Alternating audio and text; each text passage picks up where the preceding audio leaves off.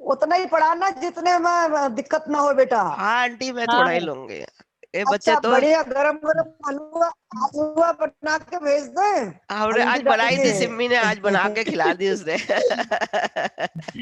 अच्छी भाप आप हाँ ले ले, उससे बढ़िया हाँ गरारे कर हाँ ले। आएगा। हाँ हाँ, तो जरूर ध्यान जरूर। रखो यार सेहत का भी। हाँ, हाँ ये हाँ, बाप को ले ले करारे कर ले। सही है। ये सर्दी चलिए। काल ऐसे ही होता है थोड़ा सा हाँ वो। हाँ, अब ये चेंज होता है ना, मौसम को चेंज होने में तकलीफ हाँ होती है थोड़ा, चेंज चेंज। होता है। ये होता चलिए है। अपन मंगलाचरण करेंगे। हाँ,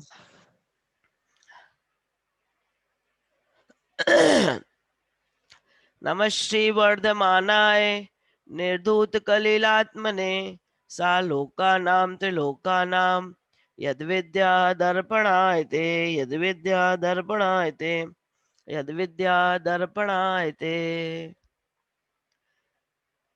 हम पांचवा अधिकार कर रहे हैं, शिक्षा व्रत के भेद। ठीक है। देशावकाशिकं वा सामयिकं प्रोसधोपवासो वा वैयावृत्तं शिक्षा व्रतानि चत्वारि श्रेष्ठानि। देशावकाशिकं स्यात् कालपरिच्छेदनेन देशस्य प्रत्यहमणुव्रतानां प्रतिसंहारो विशालस्य ग्रहारि ग्रामाणां क्षेत्र नदी दाव योजनानां च देशावकाशिकस्य स्मरन्ति सीमनां तपोवृद्धः संवत्सरऋतुरयनं मासचतुर्मासपक्षमृक्षं च देशावकाशिकस्य प्राहुर्कालां वृद्धिं प्राज्ञः सीमान्तानां परतः स्थूलेतरपञ्च पापसन्त्यागात् देशावकाशिकेन च महाव्रतानि प्रसाध्यन्ते।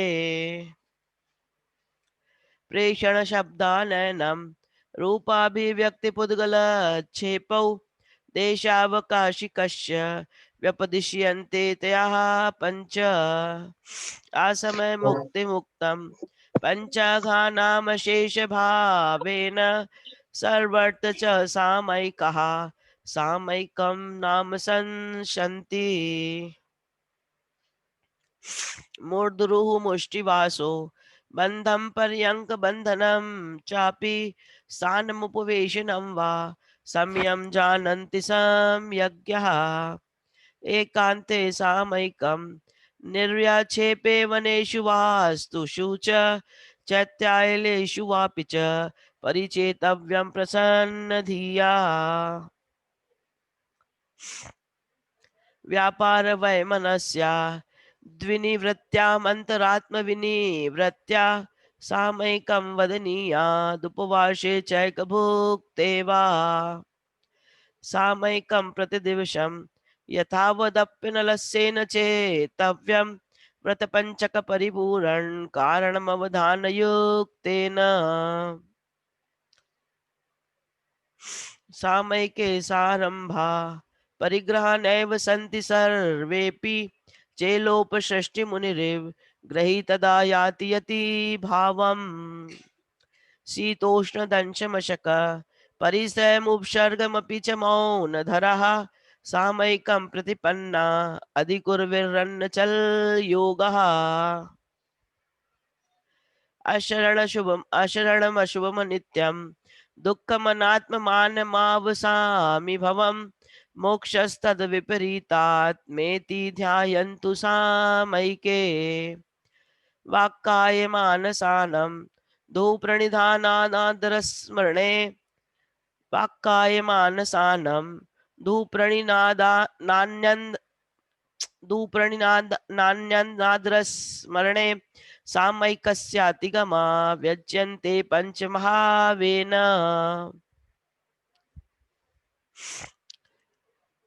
परवश्चा यहाँ तक हो गया था क्या? 6 तक हो गया था अपना ना?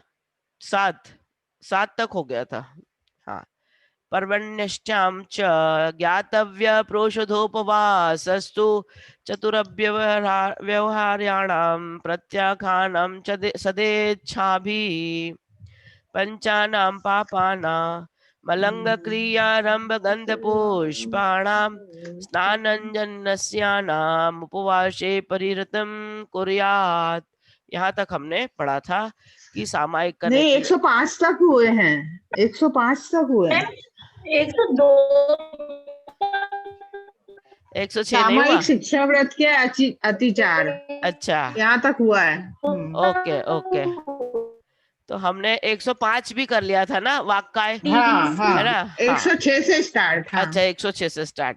तो कल हमने सामायिक शिक्षा व्रत के अतिचार के बारे में पढ़ लिया था कि वन वचन काय से कोई भी खोटे काम नहीं करना चाहिए। दुष्प्रणिधाना मतलब खोटी क्रिया नहीं करना चाहिए, मन से खोटी क्रिया नहीं करना चाहिए, वचन से खोटा नहीं बोलना चाहिए, मन से सोचना नहीं चाहिए, काय से खोटी क्रिया करना नहीं चाहिए, और अनादर नहीं करना चाहिए, भूलना नहीं चाहिए अपने सामायिक के काल को।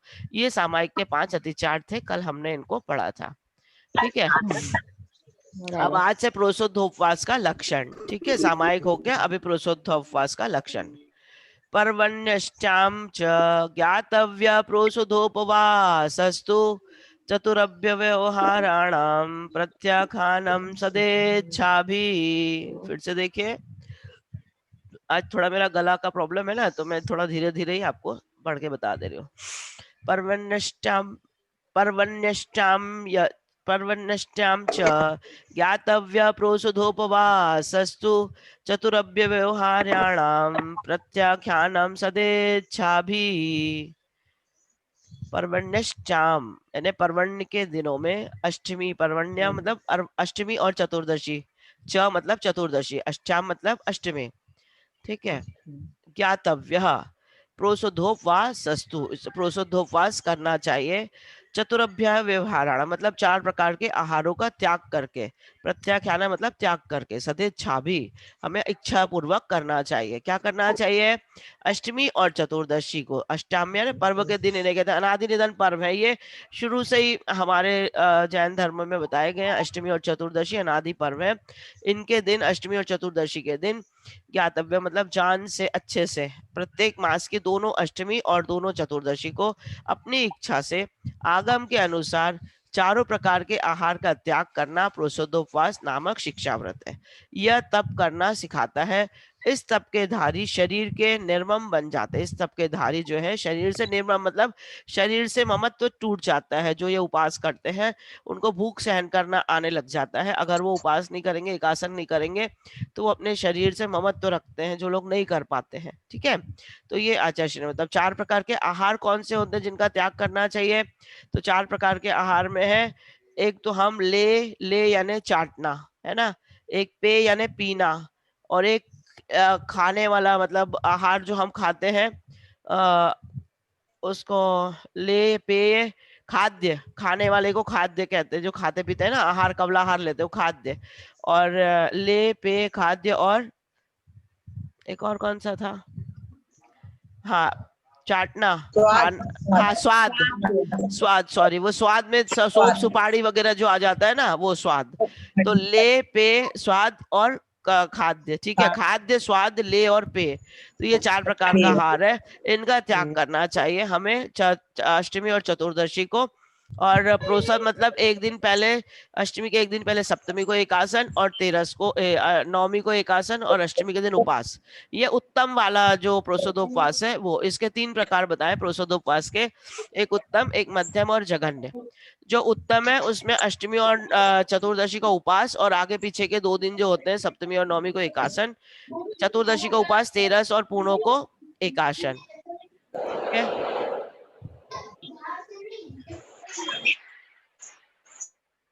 है ना।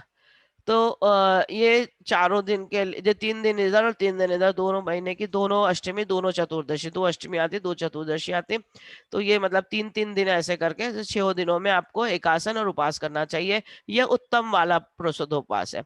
मध्यम वाले प्रोसोद्धोपवास में अष्टमी और चतुर्दशी को एकासन कर लें।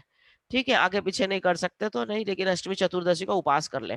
और फिर जघन्य वाला जो है उसमें अष्टमी चतुर्दशी को एकासन अकेले कर ले, नहीं होता तो ये 3 प्रकार से तो प्रोसोद्धोपवास बताया। उत्तम तो ये वाला है जो प्रोसोद्धोपवास उसको कहा जाता है। प्रोसद मतलब एकासन, उपास के बाद में एकासन करना, दैट इज कॉल्ड प्रोसोद्धोपवास। उपास के पहले एकासन और उपास के बाद एकासन, उसको कैसे प्रोसोद्धोपवास, इसमें आगे आएगा अभी। ठीक है, तो ये वाला श्लोक हमने कर लिया 106। अब 107 में बता रहे हैं उपवास के दिन त्याज्य कार्य, जो हमें छोड़ना चाहिए, कौन सी चीजें नहीं करना चाहिए उपवास के दिन, वो बता रहे हैं। पंचानां पापाना मलंग क्रियारंभ गंध पुष्पाणाम स्नानंजन्नस्याना मुपवासे परिरतिम कुर्यात्। फिर से देखिए, पंचानां पापाना मलंग क्रियारंभ गंध पुष्पाणाम स्नानंजन्नस्याना मुपवासे परिरतिम कुर्यात्। ठीक है, इसमें देखिए, पंचानाम पापाना मलंग क्रिया रंभ गंध पुष्पाणाम स्नानंजन्नस्याना मुपवासे परिहृतिम कुर्यात्। अर्थात हमें जिस दिन हम उपवास करते हैं उस दिन हमें पांचों पापों का त्याग करना चाहिए। पांच पाप कौन से? हिंसा, झूठ, चोरी, कुशील और परिग्रह। इसमें हमने अपना जो अणुव्रत है उसका पालन करना चाहिए उपवास वाले दिन, है ना। मलंग क्रिया नाम मतलब जो भी क्रिया करें हम उसमें अपने मतलब शरीर के अलंकार वगैरह को अपने शरीर को अलंकार से ना सजाएं, आभूषण से ना सजाएं। उपवास के दिन सिंपल एज सिंपल हमें रहना चाहिए, जितना सिंपल हम रह सकते हैं। ठीक है, और रंभ गंध पुष्पाणाम, आरंभ से आरंभ के कार्य नहीं करना चाहिए ज्यादा, नहीं तो उपवास के दिन, आज उपवास है तो सारे घर की साफ सफाई निकाल लेते हैं, उस दिन तो बिल्कुल ही नहीं करना चाहिए। उपवास वाले दिन मंदिर में रह के धर्म ध्यान आदि करना चाहिए, घर में रह के भी धर्म ध्यान आदि करना चाहिए। गंध पुष्पाणाम मतलब स्प्रे सेंट वगैरह अगर उपयोग करते तो उपवास के दिन नहीं करना चाहिए। फूल वगैरह लगाते, गजरे वगैरह लगाते तो इन चीजों का त्याग करना चाहिए। स्नानंजन्नस्याना मतलब अगर मंदिर में रहते हैं तो फिर नहाना भी नहीं चाहिए। फिर अंजन वगैरह, काजल वगैरह लगाना नहीं चाहिए। ठीक है, नस्याना मतलब किसी को खुशबू लेने की आदत रहती, नस सूंघने की आदत रहती, या कोई लोग को स्प्रे सूंघते रहने की 24 घंटे आदत रहती, तो वो सूंघना वगैरह भी नहीं चाहिए उपवास के दिन। परिहृतम कुर्यात, ये सारी चीजें हमें इसका परिहृतम मतलब त्याग करना चाहिए, इन सब चीजों का त्याग करना चाहिए। तो जिस दिन उपवास हो उस दिन पांचों पापों का त्याग करके आरंभ गंध, आरंभ मतलब खाना पीना आदि बनाना। उपवास है, हमें तो नहीं खाना, लेकिन अब हमारे घर में सब लोग हैं तो हमको बनाने के पड़ता है, बनाना पड़ता है। अगर आपके घर में कोई अल्टरनेटिव हो जो बना के खिला रहा हो तो आप आराम करें, तो आप मत बनाए, है ना। और नहीं है तो फिर तो हमारा उपवास है तो दूसरों का थोड़ी उपवास है, उनको हमको तो देना पड़ेगा। लेकिन जो व्रती, त्यागी व्रती होते हैं उनके लिए ये बताया, जो प्रतिमाधारी हैं वो अपना धर्म ध्यान करें। गंध मतलब जो सुगंधित चीजें हैं उनको ना स्मेल करना, खुशबू स्प्रे वगैरह ना लगाए, माला वगैरह ना लगाए, गजरे वगैरह ना लगाए। अलंकार मतलब अपने आप को सजाए ना आभूषणों से। स्नान नहीं करना, अंजन यानी काजल आदि नहीं लगाना, मंजन नहीं करना। नस से मतलब वो जो सूंघते हैं नस वगैरह, कोई लोग को स्प्रे सूंघने की आदत होती है, सेंट स्प्रे वगैरह को या इत्र वगैरह, वो नहीं सूंघे। आदि क्रियाओं को त्याग कर देना चाहिए। उस दिन शरीर से ममत्व दूर करने हेतु वैराग्य भाव को धारण करना चाहिए। जिस दिन हम उपवास करते हैं तो अपने शरीर को त्याग, अपने शरीर से ममत्व को दूर करना चाहिए। शरीर को सजाने या उसको संवारने के ज्यादा हमें वो चीज नहीं होनी चाहिए। ठीक है, ये 107 नंबर का हमारा कंप्लीट। हाँ, अब उपवास के दिन जो चीज छोड़ दिया, अब करना क्या चाहिए उपवास के दिन? तो उपवास के दिन बताते हैं आचार्य, धर्मामृतम सतृष्णः श्रवणाभ्याम पीबतु पायेद्वान्यान् ज्ञान ध्यान परो वा भवतु पवसन्न तंद्रालुः। फिर से देखिए, धर्मामृतम सतृष्णः श्रवणाभ्याम पीबतु पायेद्वान्यान् ज्ञान ध्यान परो वा भवतु पवसन्न तंद्रालुः। ठीक है, धर्मामृतम सतृष्णः श्रवणाभ्याम पीबतु पायेय त्वान्यान् ज्ञान ध्यान परो वा भवतु पवसन्न तंद्रालुः। अर्थात उपवास के दिन दिन भर हमें धर्म रूपी अमृत का श्रवण करना चाहिए। सतृष्णा मतलब उसकी प्यास बुझनी नहीं चाहिए, दिन भर हमें उसको सुनने की, ध्यान करने की इच्छा होनी चाहिए सारा दिन। श्रवणाभ्याम मतलब सुनना चाहिए, कानों से श्रवण करना चाहिए। पिबतु यानी पीना चाहिए, पीना, धर्म को पीना चाहिए, सुन के उसको अंदर, ऐसा नहीं इधर कान से घुसा यहाँ से निकाल दिया, नहीं, उसको पिबतु मतलब मनन चिंतन उसका अंदर करना चाहिए। पायेन द्वान ज्ञान मतलब खुद भी करें और दूसरे को भी कराएं। आप भी पढ़े सुने और दूसरे को भी सुनाएं। आप अगर कोई दूसरा है, मंदिर में कई बार होता है ना, अपन जाते हैं तो दूसरों को नहीं है भी नहीं पढ़ पाते, कई लोग पुराने लोग होते, इतने पढ़े लिखे नहीं होते थे, तो उनको शास्त्र पढ़ के सुनाए, उनको स्तोत्र पाठ कराए, उनको बताए आपने जैसे कोई चीज सीख ली है तो आप जितना दूसरों को बांटेंगे ना, ये बोलते हैं सरस्वती के भंडार की यही अपरंपार बार, जो खर्चे तो बढ़े और बिन खर्चे घट जाए। तो आप जितना लोगों को स्प्रेड करोगे, जितना बताओगे, जितना सिखाओगे पढ़ाओगे, उतना आपका ज्ञान बढ़ता जाएगा। तो ये और ज्ञान ध्यान परो, दिन भर ज्ञान ध्यान में लीन रहना चाहिए।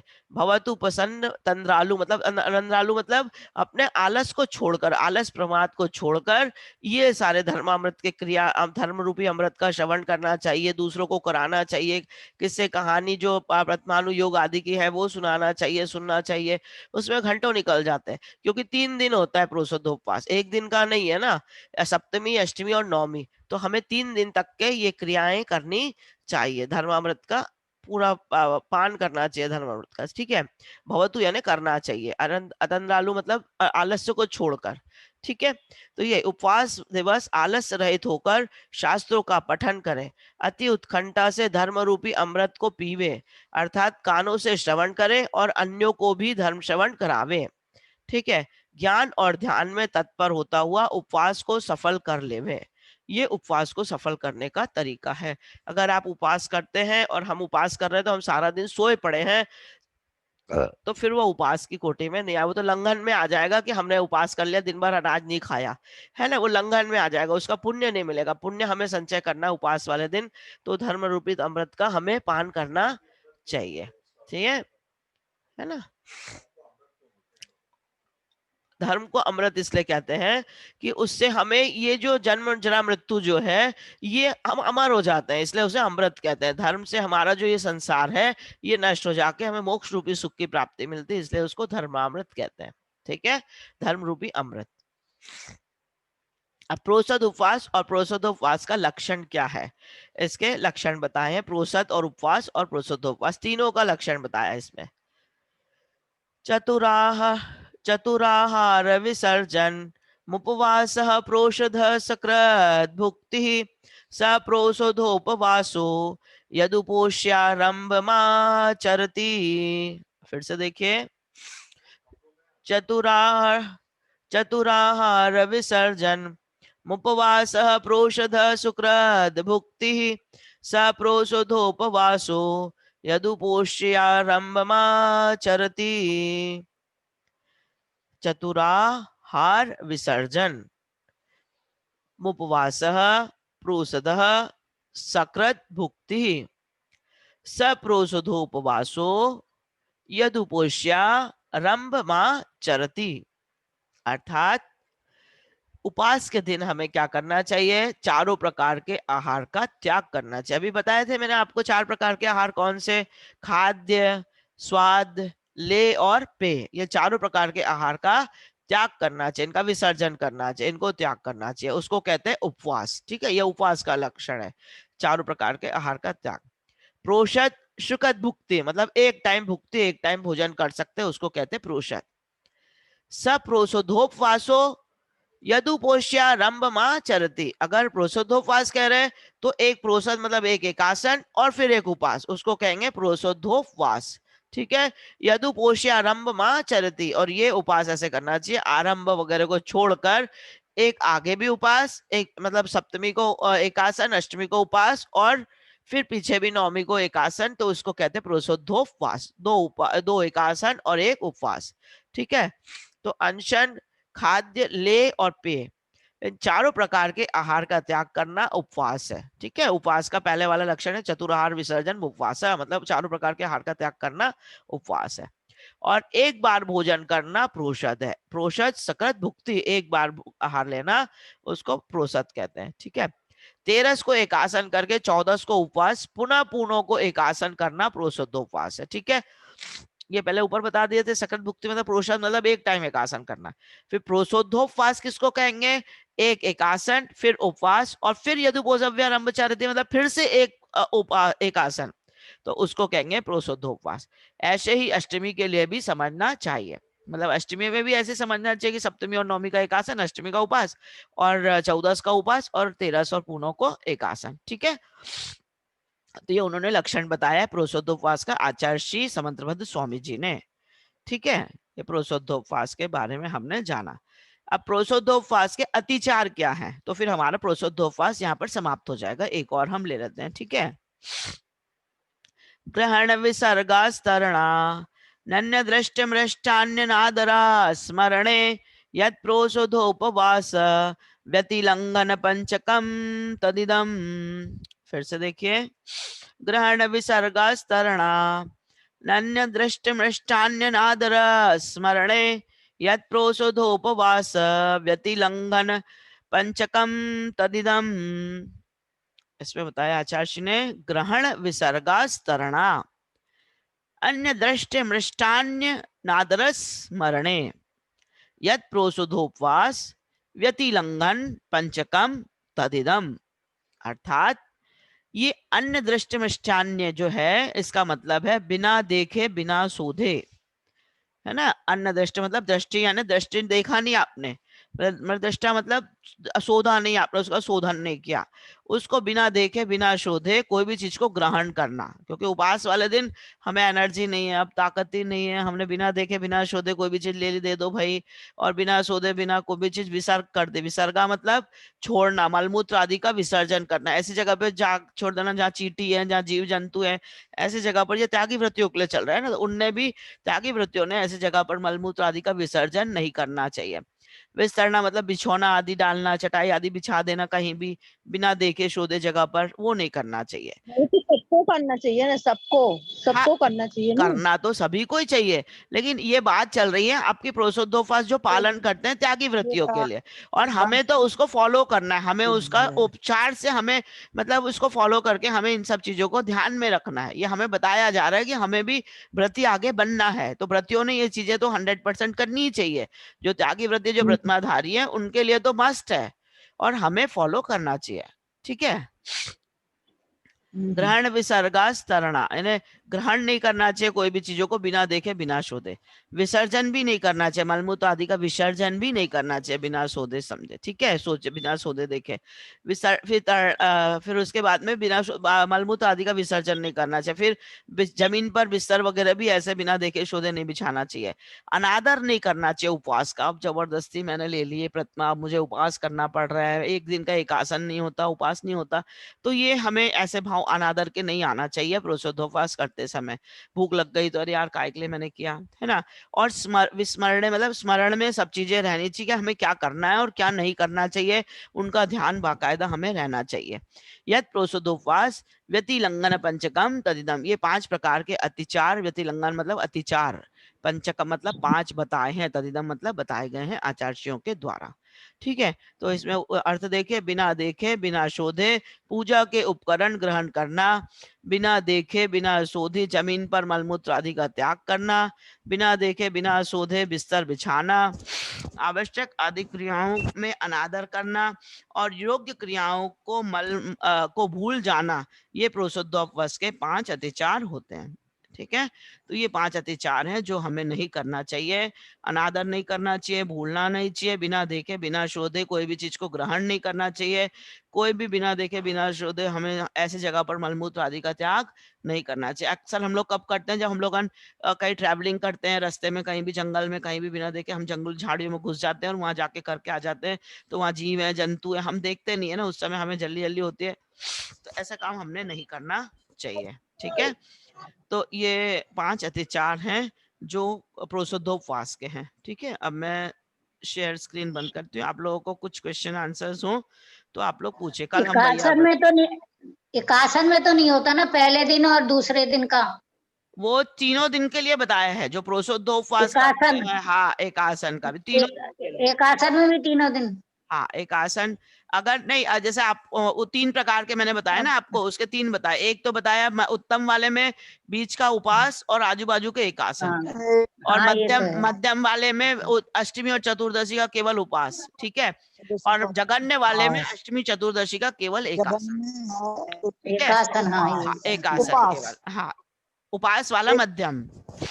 हाँ उपवास वाला है। अच्छा भी, अच्छा हाँ भी, हाँ बोलो। एक क्वेश्चन थोड़ा हटके, आज हम लोग ने शांति विधान किया, तो हाँ उसमें ये बोलते हैं कि निज परिवार है, वो सारे परिवार आते हैं, ये समुद्र का परिवार, हवा का परिवार, ये कहाँ से हुआ ये सारा ये परिवार? है ना, हम उनको आह्वान करते हैं कि आप भी आओ हमारे साथ शांतिनाथ भगवान की पूजा में शामिल हो जाओ। हम चारों नहीं, निकाल वो के तो देवों को ठीक है। बुलाते हैं क्योंकि सारे देव आकर हमारे साथ पूजा करें, भगवान शांतिनाथ भगवान की वंदना आराधना अर्घ चढ़ावे उनको। तो हम उन चारों नहीं, वो तो क्योंकि ठीक है, उनका परिवार परिवार परिवार वो सब परिवार वाले तो परिवार होते हैं, निकाय के देव, हमने चतुर पढ़ा तो निकाय के है, देव तो परिवार तो हमने होते ही है। चतुर निकाय के देवों का परिवार नहीं पढ़ा उसमें, अपन ने जो चौथा अधिकार है देवों का, उसमें पढ़ा है ना कि जितने देव होते हैं उनका पूरा परिवार होता है, उनके माता पिता तुल्य उनके देव होते हैं, उनके पत्नी मतलब वो अपनी अपनी अप्सराओं को नीचे से पहले दूसरे स्वर्ग से ले जा लेते हैं, तो ये परिवार ही तो हुआ उनका, और क्या उनके देखिए, हवा सभासद होते हैं उनके सब, तो ये सब देव ही है। हाँ, तो वायु देव है, अग्नि देव है, ये सब देव है ना। अपन ये अभी टीवी देखा आपने, ये क्या कहते हैं महाभारत और ये सब, तो उसमें गंगा जी माता बन के निकलती है, तो देव नहीं है, सूरज देवता वो बच्चा देता होता नहीं है। तो ये पवन देवता पवनंजय के पुत्र थे, तो ये सब वही तो है, और क्या है ये सब, मतलब देव अपन लोग नहीं मानते, लेकिन उसमें तो देव ही बताया ना, चारों निकाल के देव में सूरज को भी तो देवता ही बोला है ना, ज्योतिष प्रकार के देव तो हैं वो, तो ये सब देव तो हैं, उनका सबके परिवार है। कहलाता हाँ, सबके परिवार है, परिकर के साथ। आप उसमें भी पढ़ते हो ना, वो अपने पारिषद जाति के परिकर के साथ में अपनी अपनी अप्सराओं के साथ में उसमें रहती हैं, वो देवांगनाओं के साथ में रहते हैं, तो देव रहते हैं ना सबका है। सिर्फ ऊपर के 16 स्वर्ग से ऊपर वाले जो देव हैं, जो कल्पातीत वाले हैं, वहां पर ये कल्पोपन्न ये नहीं है, उनकी अप्सराएं नहीं होती, उनका परिकर नहीं होता, वो ब्रह्मचर्य वाली होते, वो केवल देव ऋषि वाले होते हैं। और ये ब्रह्म ऋषि होते हैं, लोकपाल वाले भी, ये इसके भी जो 8वें नंबर वाले जो है ब्रह्म ऋषि वाले, वो भी वो होते हैं। लेकिन शांति विधान में तो उनका भी परिवार बताया है, सौधर्म इंद्र ईशान, तो स्वधर्म तो है, स्वधर्म का तो है ही, 16 स्वर्ग तक के तो पूरा है, 16 स्वर्ग तक तो पूरा है, उसके ऊपर वाले 16 स्वर्ग के ऊपर वाले नहीं है, 16 स्वर्ग के ऊपर वाले 5 अनुत्तर और 9 ग्रेव्यक, और ये इनमें नहीं है, इनमें परिवार नहीं है, ये अपनी देवांगना है, इनकी नहीं होती है, ये ब्रह्म ऋषि होते हैं, ठीक है।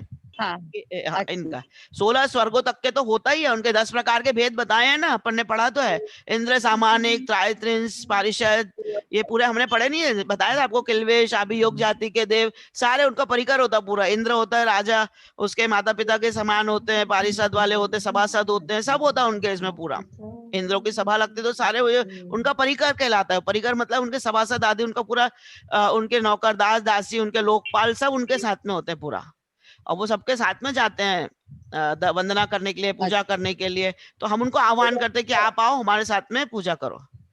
शांति विधान में तो बहुत सुंदर वर्णन है, पहले आपको 5 पंचपरमेष्ठी भगवान का विधान, उसमें 3-4 विधान है, पंचपरमेष्ठी भगवान का विधान है, 5 भगवान को हम पंचपरमेष्ठी को जितने भी अनंत सिद्ध आचार्य उपाध्याय हैं, जिंदन मतलब उनका पूरा 3 लोक के जितने भी हैं, सबका भूत भविष्य वर्तमान वाले सबको अपन अर्घ चढ़ा देते, तो पंचपरमेष्ठी भगवान का विधान हो जाता पहले, उसके बाद 8 कर्मधन विधान हो जाता, हम 8 कर्मों के नाश करने के लिए 8 कर्मों का करते हैं, ज्ञानावड़ी दशनाएं, ये पूरा 8 कर्म, तो कर्मधन विधान उसमें हो गया।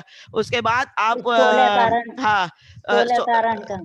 16 कारण का नहीं आंटी, ये वाला जो पहले वाला पुराना है ना, उसमें 16 कारण का नहीं है, जो माता जी वाला है उसमें है, जो पुराना वाला शांति विधान है उसमें पहले ये है अपने 8 प्रातिहार का वर्णन है, फिर उसके बाद में ये 5 पंचपरमेष्ठी भगवान के अर्घ हैं, फिर उसके बाद में 8 कर्मों का दहन वाला है, पूरा 8 कर्मदहन विधान हो गया। हाँ, और पूरा बहुत सुंदर है, मतलब विधान भी बहुत अच्छा है अपना।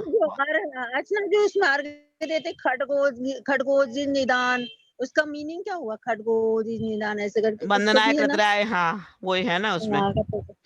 तो वही कि हम निदान बंद नहीं कर रहे हैं ना, अपन खडगोजित निदान वंदनाएं कृतराय शांतिनाथ आए, ये तो अपन बोलते हैं ना, तो उसमें अपन निदान नहीं कर रहे हैं, हम पूजा कर रहे हैं, आपको अर्घ समर्पित कर रहे हैं ना। निदान करना है यानी हम इस पूजा का फल चाहते हैं कि हमने ये पूजा विधान किया तो इसका फल हुआ कि मुझे देव बन जाऊं, मैं विद्याधर बन जाऊं, मुझे ये प्राप्त हो जाए मुझे, तो हम निदान नहीं बांध रहे हैं। निदान करना वो होता है, निदान आपने 4 प्रकार के पढ़े हैं ना, 4 निदान, माया, मिथ्या और कौन से बताओ निदान, 4 निदान बताओ। शल्य है, शल्य है 3, हाँ 4 प्रकार के, माया, मिथ्या निदान, हाँ माया मिथ्या और निदान, और एक है ना उसमें 4 है ना, 3 शल्य थोड़ी 4, माया मिथ्या और निदान 3 ही है क्या? 3 शल्य है, अच्छा मुझे भी याद नहीं आ रहा। शल्य 3 होते हैं। 3 शल्य हैं तीन क्या? ही, 4? तीन। अच्छा 3 है, तीन ही माया तो मिथ्या होते और हैं। निदान, ठीक है 3 शल्य है। तो ये शल्य नहीं होनी चाहिए। निदान, निदान करना यानी हमने आगामी काल के लिए अपनी चीजों का उसका फल मांग लेना, है ना। जैसे हाँ, विद्याधर थे, रावण अपने लिए वो विधान कर रहे थे, बहुत बड़ा वो कर रहे थे, और उस समय उन्होंने निदान बांध लिया ऊपर से कोई विद्याधर विमान जा रहा था, तो कि मैं जो पूजा विधान कर रहा है इसका फल मिले मुझे, कि मैं भी विद्याधर बन जाऊं, तो उन्होंने निदान बांध लिया था। वरना वो उसी भाव से भी मोक्ष जा सकते थे, इतनी उनमें शक्ति थी, लेकिन उन्होंने फिर से निदान बांध लिया था कि वो विद्याधर बन जाए। तो ये निदान है। कहते हैं ना, हमें मिल तो बहुत कुछ सकता, लेकिन हमने निदान कर लिया तो इतने से में हम अंजलि भर के हम समझ जाएंगे उसमें। तो निदान मत करो। अपने को तो भगवान के दरबार में आए हैं, तो हमें तो उनकी पूजा भक्ति से, जैसे हम वृक्ष के नीचे आते हैं ना, तो हमें स्वयं भी सब चीजें मिल जाएगी, क्योंकि भगवान का जो होता है वो दान, जो अनंत दान जो होता है ना, वो दान अनंत वीर अनंत दान, अपन बोलते हैं दान अंतराय, लाभ अंतराय, भोग अंतराय, भोग अंतराय, वीर अंतराय। तो उनके अंतराय कर्म नष्ट हो जाने से अनंत दान जो होता है उनका, उससे तो जो उनके शरण में जाता है उसको सब चीज अपने आप ही मिल जाती है, अपने को मांगने की आवश्यकता ही नहीं पड़ती है। तो हम जो भी कुछ करें उसके लिए निदान करने की आवश्यकता ही नहीं है। हाँ, मोक्ष पद आप मांग सकते हैं कि अंचे में पूजे में बंदा में नमः स्वामी दुख को कम्म को बोलो सुगई गण समाई वर्ण जिनगुण संपत्ति हो मच्छम। तो हे भगवान, हमारा दुखों का क्षय हो, कर्मों का क्षय हो, बोधि की प्राप्ति हो, रत्नत्रय की प्राप्ति हो, है ना, हमारा समाधि मरण हो, और हमें इसके रत्नत्रय की प्राप्ति हो, तो हमें सम्यक दर्शन, सम्यक ज्ञान, चारित्र प्राप्त करके मोक्ष की प्राप्ति हो। तो ये हम मांग सकते हैं, मुक्ति मोक्ष लक्ष्मी हम मांग सकते हैं। स्वर्ग और ये तो हमें ऐसे ही मिल जाएगा भूसे के समान। जैसे कहते हैं ना, जो अनाज उगाता है किसान, वो अनाज के लिए खेती करता है, भूसे के लिए खेती नहीं करता। तो हम भी अगर अपने लिए जो धर्म आराधन कर रहे हैं, पूजन पाठ कर रहे हैं, स्वाध्याय कर रहे हैं, तो मोक्ष रूपी लक्ष्मी के लिए करेंगे, हम स्वर्ग रूपी भूसे के लिए नहीं करेंगे। ये तो हमको अपने आप ही मिल जाएगा, जब तक के वहां का स्टेशन खुला नहीं है, तो बीच वाला स्टेशन तो अपने आप ही आने वाला है। तो स्वर्ग रूपी स्टेशन तो अपने आप ही मिलने वाला हमको, वेटिंग रूम के हिसाब से, है ना। और कोई क्वेश्चन? अर्चना, ये 5वां श्लोक मेरा सुन ले। हाँ बोलो, सुनाओ। आपते छिनो देशे दोषेण सर्वज्ञ नागमेशिना भवितव्य नियोगेन नान्यथा याप्तता भवेत्, याप्तता भवेत्, याप्तता भवेत्, याप्तता याप्तता भवेत्, है ना। हाँ, याप्तता बोल रही थी मैं। या ह और या है उसमें, याप्तता भवेत्। अच्छा, याप्तता भवेत्। भवेत्, वेरी गुड, तालियां। और किसी ने याद किया है? हाँ, मैंने किया। हाँ बोलो सरिता, सुनाओ। मैंने किया है वो तीसरा। हाँ तीसरा चालू करो। हाँ बोलो। पुराण मपि पुण्यम बोधि समाधि निदानम बोधते बोध समीचीना नगाराणाम चारित्रोत्पत्ति वृद्धि रक्षांगम योग संयम सम्यक ज्ञानम विजानाति लोकालोक विभक्ते युग परिवृत्ते चतुर्गतीनां च आदर्शमेव तथा मतिरवैति करणानुयोग्यम च। हाँ very good, okay very good, तालियां। और किसी ने याद किया है? अलंकृता, रीटा, करूंगी अभी याद ओके रीटा तुम्हारा कहाँ गया? तुमने इतने सारे याद करी थी, आगे कहाँ हो तुम? आराधना, तुम सुनाने वाली थी ना? आराधना सुनाओ।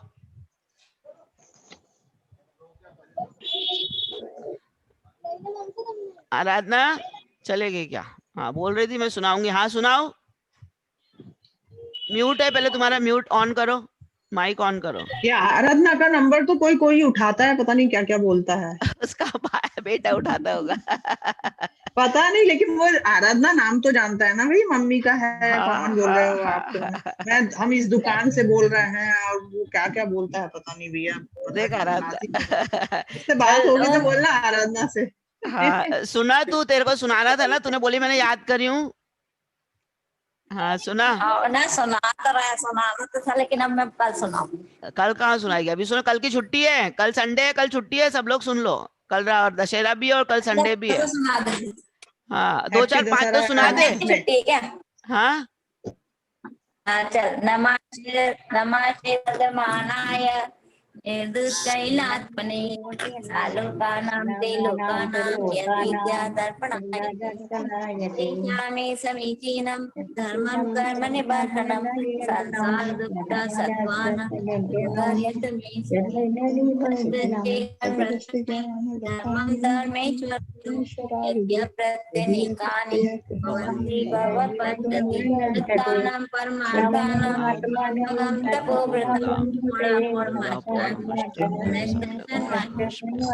तेनोचन दोषेण सर्वज्ञागमेशिनं भवितव्यं योगेन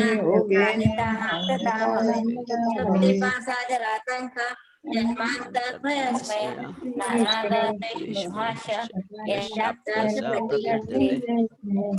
परमेष्टि परम ज्योति निरालोकं लाकति सर्वज्ञानादिमाद्यन्त सर्वशास्त्रोपलालितं